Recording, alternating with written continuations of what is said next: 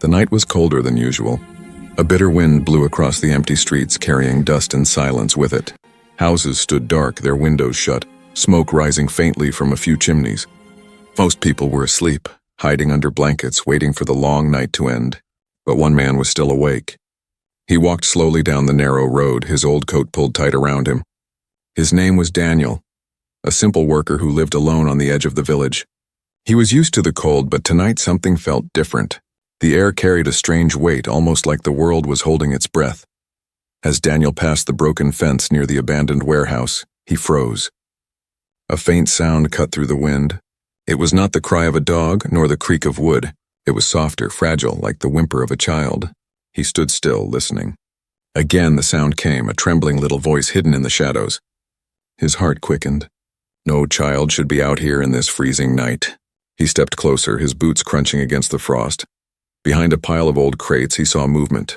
At first he thought it was just a stray animal, maybe a small dog.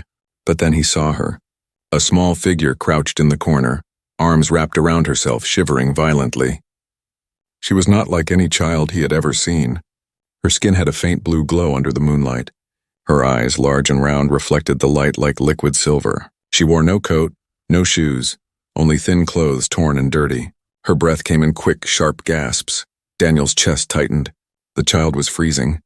Without thinking, he pulled off his coat and knelt beside her. Hey, it's all right, he whispered. She flinched at his voice, pressing herself tighter against the crates as if she expected harm. Her body trembled not only from the cold but also from fear. Daniel kept his hands open, showing he meant no danger. You'll freeze out here. Let me help you. For a moment she only stared at him, her silver eyes wide with caution. Then slowly she allowed him to wrap his coat around her small frame. The moment the heavy fabric touched her skin, she let out a soft sigh as if warmth was something she had not felt in days. She was lighter than he expected when he lifted her gently. Too light, almost like she had not eaten for a long time. As he stood, he glanced around the dark street. That was when he noticed them. Shadows moving at the far end of the road. Soldiers. Their armor shone faintly under the streetlights, black helmets covering their faces. They were searching, sweeping the ground with scanning devices that hummed in the silence. Daniel's stomach dropped. They were not ordinary soldiers. They carried weapons too advanced for simple patrol duty. The child clutched his shirt, burying her face against his chest. She knew. She was the one they were searching for. Daniel's breath quickened. He had no idea who she was or why they were after her. But he understood one thing. If they found her, she was finished. He turned quickly, moving into the narrow alleys between the old buildings. His heart pounded with every step. The child made no sound, though her small body trembled in his arms. Behind him, voices echoed. The soldiers were spreading out, their heavy boots striking the pavement in rhythm. Daniel slipped through the alleys, trying to stay in the shadows. The cold bit harder now, but he ignored it. All that mattered was keeping the child safe. He ducked behind a wall as a beam of white light swept across the street. For a moment he held his breath, afraid the light would land on them. It passed by and he exhaled slowly. The soldiers were close. Too close. Daniel knew he could not return home. If they followed him there, they would find her. He had to think fast. His old barn on the far edge of the village. Yes, that was the only place they would not search right away. He adjusted his hold on the child and whispered, "Stay quiet. Don't be afraid. I won't let them take you." Her eyes flickered up at him, silver and glowing in the dark. For the first time she spoke, her voice barely a whisper. "Hunters." That one word sent a chill down Daniel's spine. Whoever these men were, they were more than just soldiers. They were hunters, and their prey was the small child in his arms. The sound of boots grew louder. Daniel pressed himself against the wall, his breath fogging in the cold night air. The child's tiny fingers dug into his shirt, clinging tightly. The hunters were now only a few streets away. One wrong step, one noise, and it would all be over. Daniel closed his eyes for a second. He had no reason to protect this alien child. She was not his. She was not even human, yet something inside him refused to let go. He could not leave her to die. The night deepened, the wind howled, and danger drew closer. With every heartbeat, Daniel knew one truth: this was no ordinary night. This was the night his life would change forever. The wooden door creaked as Daniel pushed it open with his shoulder, carrying the small alien child inside.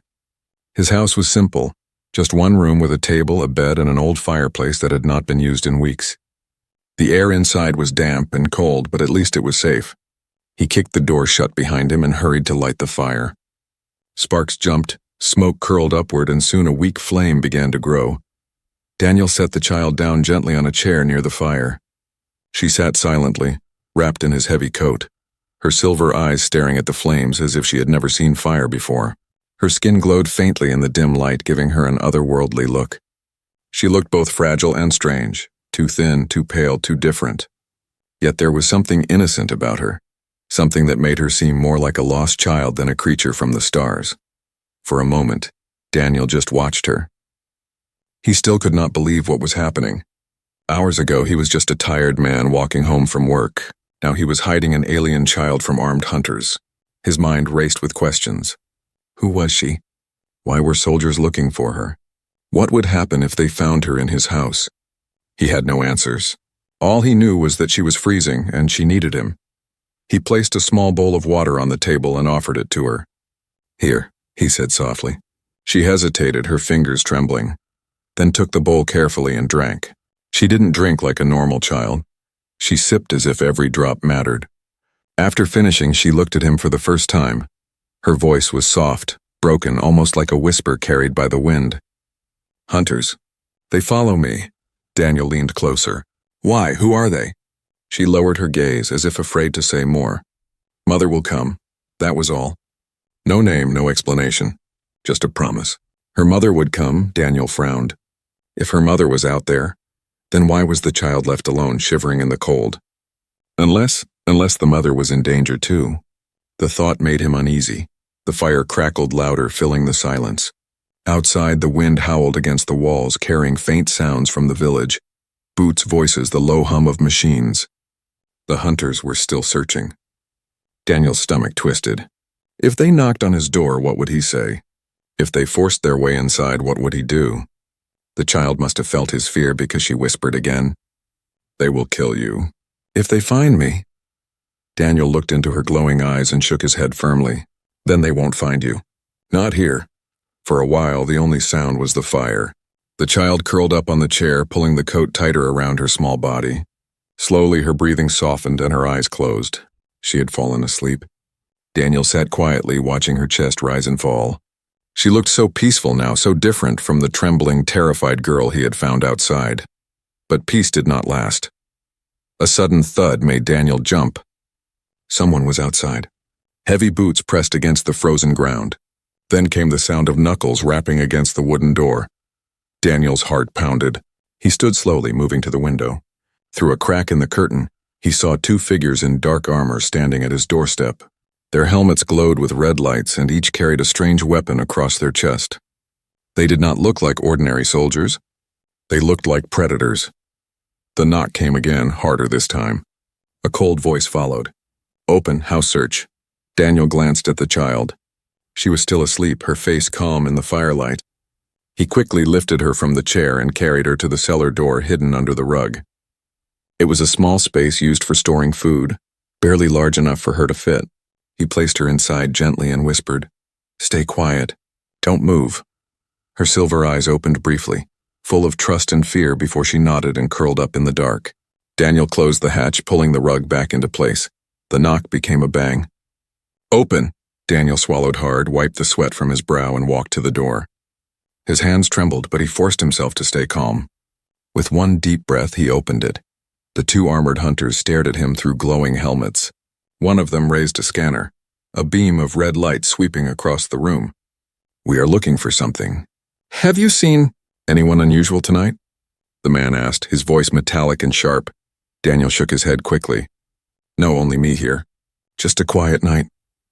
The hunters exchanged a look, then stepped inside. Their heavy boots thudded against the wooden floor. The scanner hummed as it passed over the table, the bed, the fireplace. Daniel's chest tightened. If the machine picked up the faint glow of the child hiding below, it was over. The scanner beeped once. The hunter paused. Daniel's blood froze. But then the man tapped the device, muttered something under his breath, and continued. After a tense moment, the scanner went silent. The hunters searched a little longer, then finally turned toward the door. "Stay indoors," one of them warned. "Danger outside." The door slammed shut, leaving Daniel in silence. He let out a shaky breath and collapsed into a chair. His heart was racing, his body shaking. He had never felt fear like this before. From the cellar, he heard a faint sound. The child whispered one word, almost too soft to hear. "Safe?" Daniel leaned down, lifted the hatch, and gave her a small smile. "For now," he said, "but not for long."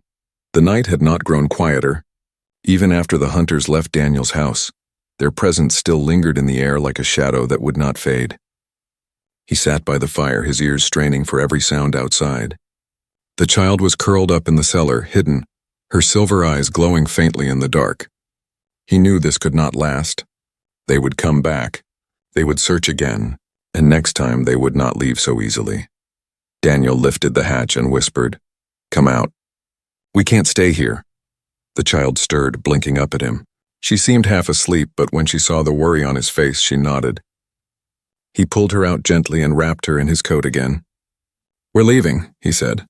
"It's not safe here." As they stepped into the cold night, the village no longer felt like home. It felt like a trap. The streets were crawling with shadows. Red lights flickered from the helmets of the hunters as they moved from door to door, searching, questioning, forcing villagers to answer.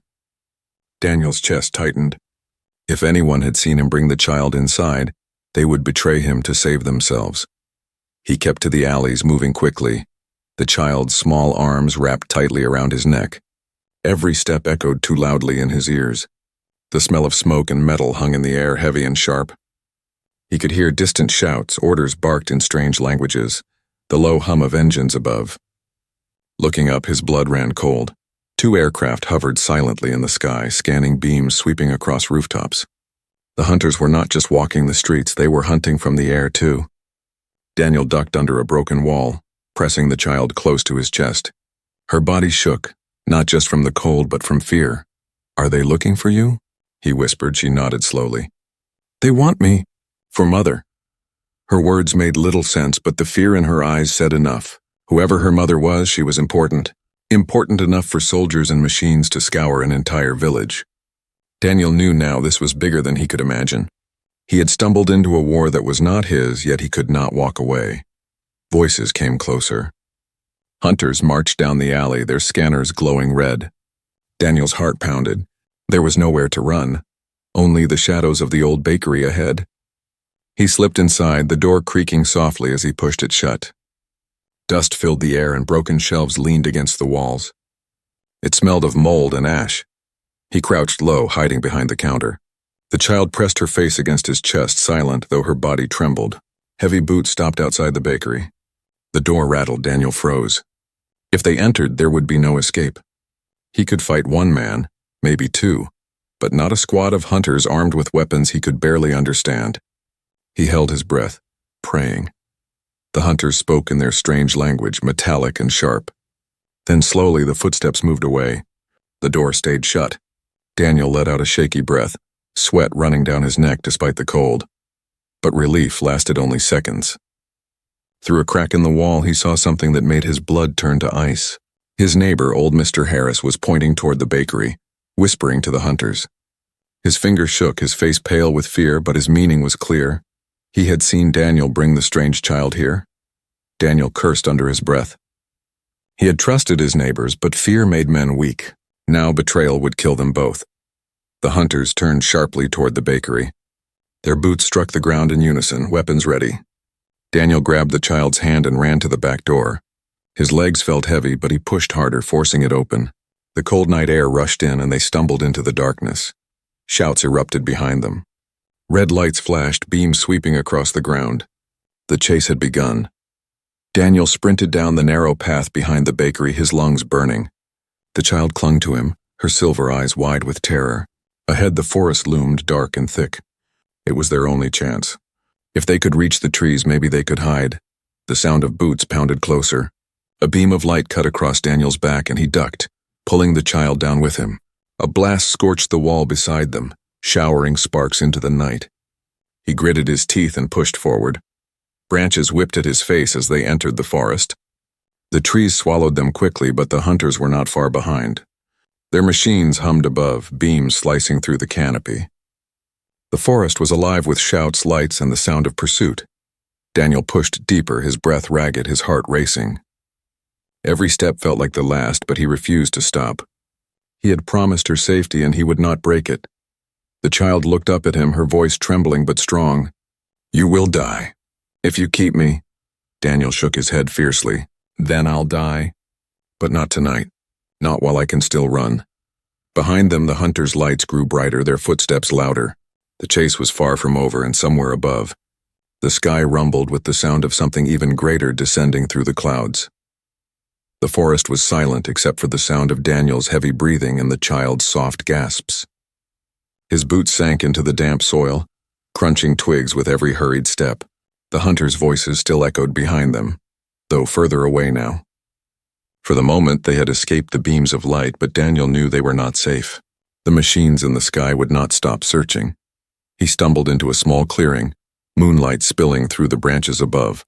His chest burned, his legs ached, but he forced himself to keep moving until he found an old hollow tree at the edge of the clearing. It was wide enough for the child to crawl inside. He set her down gently. "Rest here," he whispered, crouching beside her. His voice was low, urgent. "I'll keep watch." The child shook her head, gripping his sleeve with her small hand. Her silver eyes glimmered with fear. "Don't leave me." Daniel felt a tug in his chest. She was more than just a strange alien child now. She was a living, breathing little one who trusted him completely, even though she barely knew his name. He sighed, brushing dirt from her hair. "I'm not leaving. I'll stay right here." For the first time, her lips curved into the smallest smile. It was faint, but it was real. She pulled the coat tighter around herself and whispered, "Lyra." Daniel frowned. "Lyra, is that your name?" She nodded slowly. "Yes, Lyra." The name sounded soft, almost musical, though her voice was weak. Daniel repeated it quietly. "Lyra, I'm Daniel." Her eyes blinked at him, curious, as if trying to remember his name. Then she whispered again, "Thank you, Daniel." For a while, silence returned. The forest swayed in the cold wind, and the fireflies blinked like tiny stars around them. Daniel sat with his back against the tree, his mind racing. Why were hunters chasing this child? Why would soldiers risk so much for one little girl? He wanted to ask her, but she looked too tired, too fragile. Instead, he gave her a piece of bread from his pocket. She took it carefully, sniffing it as if she had never eaten such food before. Then she nibbled slowly like a bird. After a few bites, she looked at him again. Her voice was quiet but clear this time. "Mother is strong. Very strong. Enemies want her. They want me to find her." Daniel's eyes widened. So this wasn't just about a runaway child. Lyra was bait, a key to someone far more powerful. "Who is your mother?" he asked, but Lyra only shook her head. "She will come," she whispered. "She always comes." Her words carried a strange certainty, almost like faith. Daniel didn't know whether to feel relieved or more afraid. If her mother was so powerful, would she thank him or destroy him for protecting Lyra? The crack of branches in the distance pulled him out of his thoughts. The hunters were close again. Red lights flickered between the trees, sweeping like searching eyes. Daniel's pulse quickened. He stood quickly and pulled Lyra from the hollow. "We have to move," he whispered, quietly now.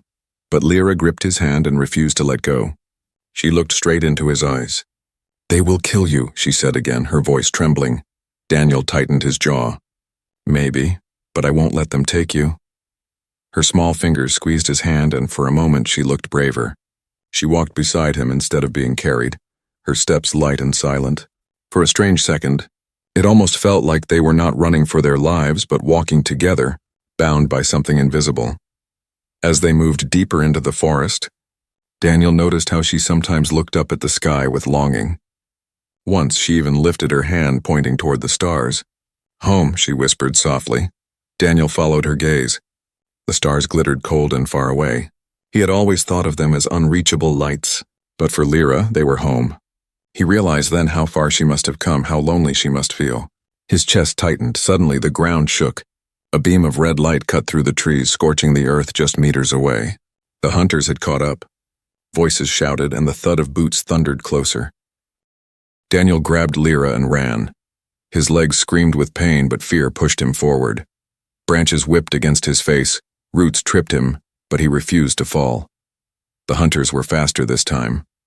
One of them almost grabbed Lyra, but Daniel swung a broken branch, striking the soldier hard across the helmet. Sparks flew, and the man fell back. Lyra cried out, clinging to Daniel's shirt. He tightened his grip around her and pushed deeper into the trees. His heart pounded so hard it hurt. He could hear the hunters' angry shouts behind him, the buzz of their scanners, the hum of their strange weapons charging again. They would not stop. They would never stop. As he ran, Lyra whispered in his ear, "You are not like others. You protect me." Why? Daniel didn't know how to answer. He didn't know why himself. But he finally said between ragged breaths, "Because you're a child, and children deserve to live." Her eyes widened as if no one had ever said such words to her. She held on to him tighter. The forest grew darker, thicker, as if trying to swallow them both. But somewhere inside, Daniel felt something shift. He wasn't just protecting her out of pity anymore. He cared for her. A bond had formed in the middle of this nightmare, one that no hunter could break. And in the distance, the sky began to rumble again, louder this time, as if something great and terrible was coming closer.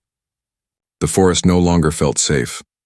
Every sound, every snap of a twig, every rustle of leaves sounded like footsteps closing in.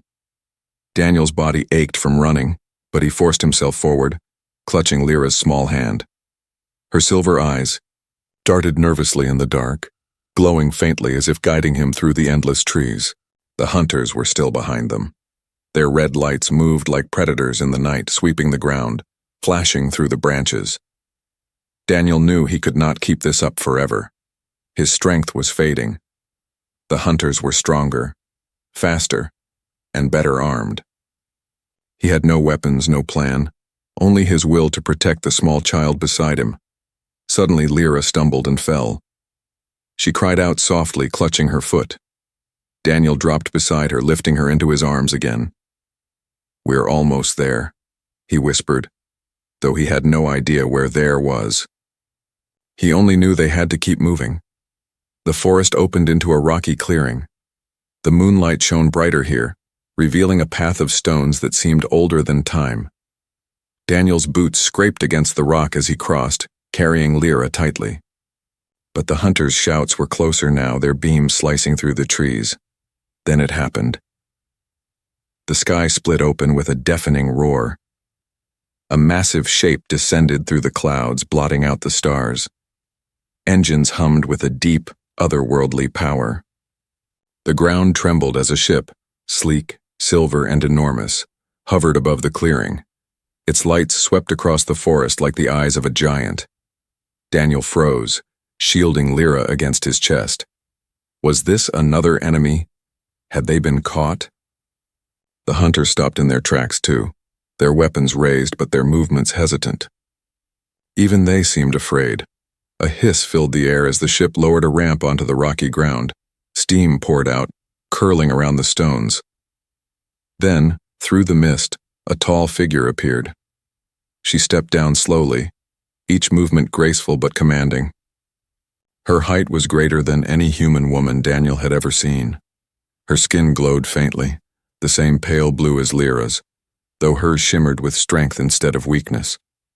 Her eyes burned like silver fire, sharper, older, filled with authority.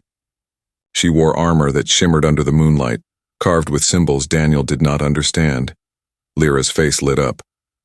"Mother!" she cried, her voice breaking with joy. Daniel's heart skipped. This was her mother? The woman was not just another alien. She radiated power, a presence so strong that even the hunters froze, lowering their weapons slightly as if unsure whether to fight or kneel. The tall woman's gaze fell on Daniel. For a moment, silence pressed heavily on him. Then her voice rang out, low, steady, commanding. "You saved my daughter." Daniel swallowed hard, clutching Lyra protectively. I only did what anyone would do." Her silver eyes narrowed. No, not anyone. Many would have betrayed her. Many would have sold her for gold or for favor with these dogs. She gestured toward the hunters, who now stood motionless, their armor reflecting the ship's light. The ground shook again. The hunters exchanged looks, unsure whether to attack. But before they could act, the tall woman raised her hand. A surge of energy burst from her palm, bright and sharp, throwing the hunters backward like leaves in a storm. Their weapons clattered uselessly against the stones.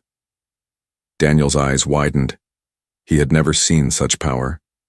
The woman stepped closer, her long shadow falling over him. Lyra wriggled free of his arms and ran to her mother, who knelt and gathered her into a fierce embrace.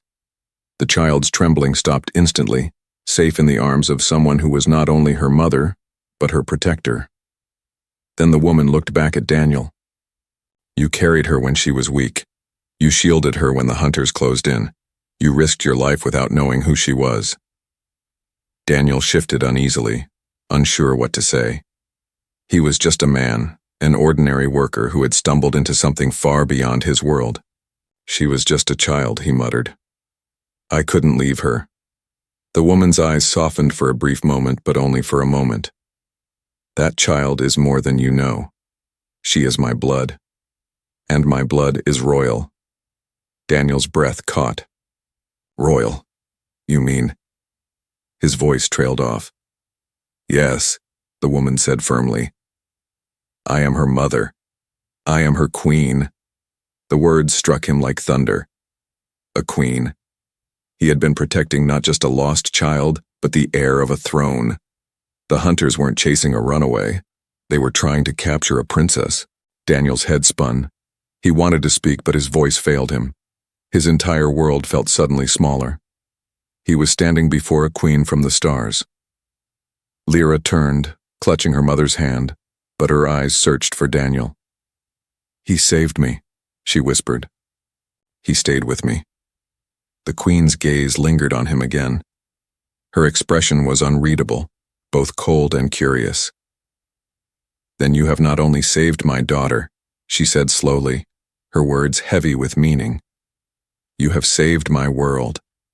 Behind them the hunters stirred, groaning as they struggled to rise. But the queen did not look at them. Her eyes remained fixed on Daniel, as if deciding what to do with the human who had dared to protect her child. And in that moment, Daniel realized his life would never be the same. The clearing was quiet except for the groans of the fallen hunters and the soft hum of the great ship above. Daniel stood frozen, his mind spinning. The child he had carried through the night, the one he had shielded with his own body, was not just any child. She was the daughter of a queen, an alien ruler whose very presence bent the world around her. The queen rose to her full height, her silver eyes glowing in the moonlight. Lyra clung to her side, but her gaze never left Daniel. There was trust in her small face, trust he did not fully understand. The queen stroked Lyra's hair once before turning her sharp gaze back to him. You risked everything, she said. Her voice was steady, yet heavy with meaning. Men like you are rare. Daniel shifted uneasily. His heart still raced from the chase, and the weight of her words only made him feel smaller. I only wanted to keep her safe, he said quietly. She was alone. She was freezing. I couldn't leave her. The queen's lips curved into something that was not quite a smile. Others would have left her. Others would have taken her to the hunters for reward. But you... She tilted her head slightly, studying him as though he were a puzzle. You did not. Why? Daniel hesitated. He didn't know how to explain it. He thought of the long night, of Lyra's trembling hands, of the way she whispered his name with trust. He thought of her eyes when she told him she would only be safe with him. Finally, he said, because she's a child, and children deserve to live, no matter what. For the first time, the queen's eyes softened, though only briefly. A simple answer, she murmured, but rare among men. She raised her hand, and with a flick of her fingers, a glowing object appeared, a sphere of silver light that floated in the air between them. It pulsed softly, like a living heart. Daniel stepped back unsure, but the queen's gaze pinned him in place. "This," she said, "is a gift of my people. It holds power, knowledge, and protection. For saving my daughter, it is yours." Daniel shook his head quickly, almost panicked. "No, I don't want anything. I don't need rewards. Just make sure Lyra is safe." The queen tilted her head again, her expression unreadable. "You refuse riches? You refuse power? Strange." "I'm no hero," Daniel said firmly. "I'm just a man. I don't want treasure. I don't want glory. I only want her safe." His voice broke slightly as he looked at Lyra. "She deserves to live. That's enough for me." The queen's eyes narrowed, studying him as if searching for lies. But she found none. At last she let the sphere fade into nothing. "So be it," she said. "But know this, human. Your choice speaks louder than any gift you could accept. You are different from others." Lyra tugged at her mother's hand. "He's good," she whispered. "He stayed. He carried me. He fought for me." The queen looked down at her daughter, then back at Daniel. Slowly, she took a step closer, her shadow falling over him like the weight of a mountain. "You have my gratitude," she said, her voice low. "And my curiosity." Daniel's mouth felt dry. Gratitude from a queen was something he never imagined. But curiosity, there was danger in that word. The hunters groaned again, trying to rise. The queen turned her head sharply, and with a single glance, energy rippled from her body. The hunters were thrown backward once more, their weapons useless against her. Daniel watched in awe. She was unlike anything he had ever seen, beautiful, terrifying, untouchable. Yet despite all her power, she was here speaking to him. The queen returned her gaze to him. "You saved a child who is not your own. You risked death without reward. You stood against hunters with nothing but your courage. Men like you are rare even among my kind. For that I make you an offer." Daniel's stomach tightened. "What kind of offer?" Her silver eyes glowed brighter. "Come with us. Leave this small world behind. Walk among the stars. Serve beside me, and you will never be forgotten." The words struck him harder than any weapon. Leave Earth? Join her among the stars? He thought of his small home, his empty bed, his long lonely nights. He thought of how no one had waited for him, how no one would even notice if he vanished. And then he thought of Lyra, her small hand clinging to him, her trust, her smile when she said his name. His heart pulled in two directions. Part of him wanted to refuse, to cling to the little life he knew. Another part longed to accept, to step into something greater than he ever dreamed. The queen extended her hand, her expression unreadable. "Decide, human. Will you stay in your world of dust and shadows, or will you step into mine?" The forest was silent, the ship humming above like a heartbeat from the heavens. Lyra looked up at him, her eyes wide, hopeful, pleading. And Daniel realized his answer would change not only his life, but perhaps the fate of worlds. The forest clearing seemed to hold its breath. The great ship above hummed like a living beast, its silver lights pouring over the rocks and trees. The fallen hunters lay silent in the shadows, and the night air was heavy with smoke and tension. Daniel stood frozen, staring at the queen's outstretched hand. Her silver eyes locked onto his, unblinking, powerful, full of expectation. Beside her, Lyra clung tightly to her mother's arm, but her gaze never left him. Those wide, glowing eyes pleaded silently, as if she already knew the answer she wanted. The queen's voice broke the silence. "Choose, human. Stay in your small life where no one will remember your name. Or walk with me and your name will echo among the stars." Daniel's throat was dry. He thought of his home, his tiny wooden house with its cracked walls, his lonely evenings by the fire, his life of endless routine. A life where no one waited for him, where his footsteps were just one more sound in the dust.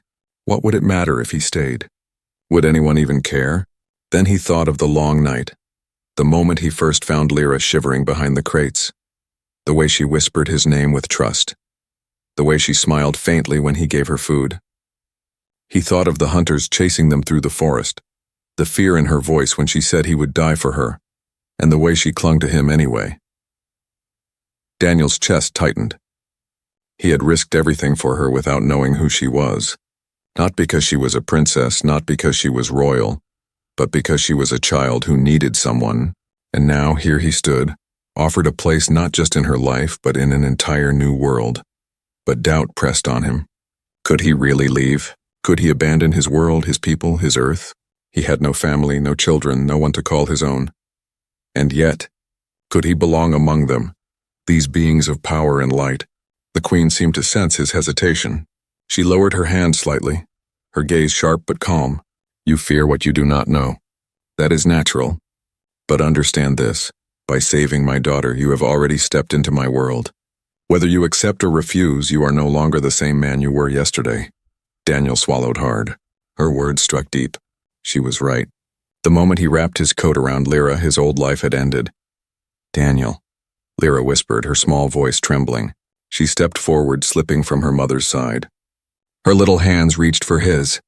Come with us, please. Her silver eyes shone like liquid light filled with hope and trust. In that moment, Daniel realized something. She did not see him as just a man. She saw him as family.